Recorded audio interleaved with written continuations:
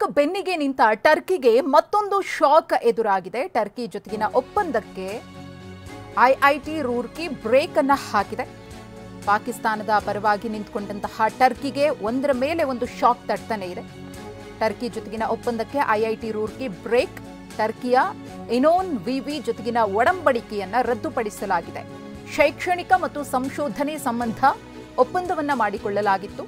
ಪಾಕಿಸ್ತಾನಕ್ಕೆ ಬೆಂಬಲ ನೀಡಿದ್ದಕ್ಕೆ ಐಐಟಿ ರೂರ್ಕಿ ಇದೀಗ ಈ ನಿರ್ಧಾರವನ್ನು ತೆಗೆದುಕೊಂಡಿದೆ ಟರ್ಕಿಯ ವಿರುದ್ಧ. ಈಗಾಗಲೇ ವ್ಯಾಪಾರ ವಹಿವಾಟು ಯಾವ ರೀತಿಯಾಗಿ ನಿಷ್ಕ್ರಿಯಗೊಂಡಿದೆ ಟರ್ಕಿ ವಿಚಾರದಲ್ಲಿ ಅನ್ನೋದನ್ನು ಗಮನಿಸ್ತಾ ಇದ್ದೀವಿ. ಪ್ರವಾಸಿಗರು ಕೂಡ ಟರ್ಕಿ ಮತ್ತು ಅಜರ್ಬೈಜಾನ್ನ ಸಂಪೂರ್ಣವಾಗಿ ನಿರ್ಬಂಧಿಸಬೇಕು ಅಂತ ಹೇಳಿ ಆಗ್ರಹಿಸಿದ್ದಾರೆ. ಅಲ್ಲಿನ ಪ್ರವಾಸವನ್ನ ರದ್ದುಗೊಳಿಸ್ತಾ ಇದ್ದಾರೆ. ಇದರ ನಡುವೆ ಮತ್ತೊಂದು ಶಾಕ್ ಐಐಟಿ ರೂರ್ಕಿಯಿಂದ ಟರ್ಕಿಗೆ. हमारी ही अपनी अगर जो परंपरा है या हमारे उस पर ही अटैक करता है देश पे, तो हम उसको बर्दाश्त भी नहीं करते हैं. तो इसी को ध्यान में रखते हुए, क्योंकि हमें ऐसा प्रतीत हुआ या महसूस हुआ कि कुछ जो ऐसे देश हैं जो आतंकवाद को बढ़ावा दे रहे हैं या उनके साथ सपोर्ट करते हैं, जब कोई इस तरह की सिचुएशन आती है तो उनके साथ हम कोई इस तरह का संबंध नहीं रखना चाहते.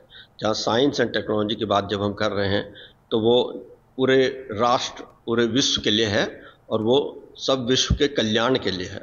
तो उसको ध्यान में रखते हुए ही हम रिसर्च करते हैं. तो अगर कोई देश आतंकवाद को बढ़ावा देता है या अगर उससे जो आतंकवाद को फैला रहे हैं उनको सपोर्ट करेगा, तो इन लोगों के साथ हमारा भी कोई संबंध नहीं है. इसी को ध्यान में रखते हुए एक एमओयू साइन पहले जो है रिसर्च के लिए ये किया गया था, लेकिन जब अभी जो हुआ जो लास्ट में ऑपरेशन सिंदूर के टाइम में, तो यह निर्णय लिया गया कि हम अभी जो है तुर्की के साथ कोई संबंध रिसर्च से रिलेटेड नहीं रखेंगे. और तो जो एमओयू था जिसमें था कि फैकल्टी एक्सचेंज, स्टूडेंट एक्सचेंज और भी बहुत सारे कोलैबोरेशन रिसर्च के. ಪಾಕ್ ಬೆಂಬಲಿಸಿದ ಟರ್ಕಿಗೆ ಮತ್ತೊಂದು ಆಘಾತ ಎದುರಾಗಿದೆ. ಮಾರ್ಬಲ್ ಆಪಲ್ ಬಳಿಕ ಟರ್ಕಿಗೆ ಮತ್ತೊಂದು ಶಾಕ್ ತಟ್ಟಿದೆ. ಟರ್ಕಿ ಅಜರ್ಬೈಜಾನ್ನ ಬಟ್ಟೆ ವ್ಯಾಪಾರಿಗಳಿಗೆ ಇದೀಗ ಟಕ್ಕರ್. ಟರ್ಕಿ ಅಜರ್ಬೈಜಾನ್ಗೆ ಬೆಂಗಳೂರು ವರ್ತಕರು ಬಹಿಷ್ಕಾರವನ್ನು ಹಾಕಿದ್ದಾರೆ. ಹೋಲ್ಸೇಲ್ ಬಟ್ಟೆ ವ್ಯಾಪಾರಿಗಳ ಅಸೋಸಿಯೇಷನ್ ನಿರ್ಧಾರವನ್ನು ತೆಗೆದುಕೊಂಡಿದೆ. ಬಟ್ಟೆ ಮತ್ತು ಕಚ್ಚಾ ವಸ್ತುಗಳ ಆಮದನ್ನು ನಿಲ್ಲಿಸಲು ನಿರ್ಧಾರವನ್ನು ಮಾಡಿಕೊಂಡಿದೆ.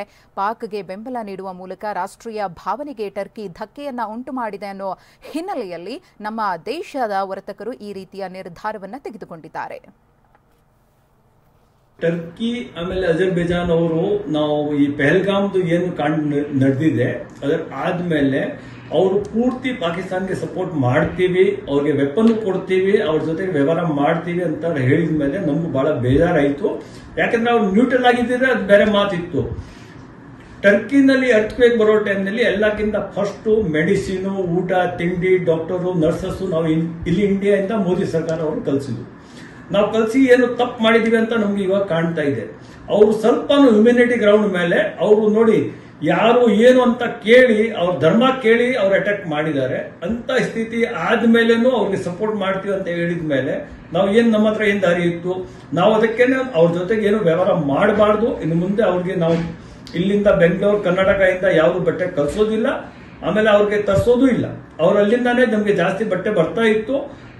ನಾವು ಏನ್ ಎನಿ ಕಾಸ್ಟ್ ಇನ್ನು ಮುಂದೆ ನಾವು ಏನ್ ಬಟ್ಟೆ ತರ್ಸಕ್ ಹೋಗೋದಿಲ್ಲ. 2 ಕಂಟ್ರಿಯಿಂದಾನು ಅವ್ರದ್ದು ಏನು ಮ್ಯಾನುಫ್ಯಾಕ್ಚರಿಂಗ್ ಇದೆ ಅದು ನಾವು ತರ್ಸಕ್ ಹೋಗೋದಿಲ್ಲ.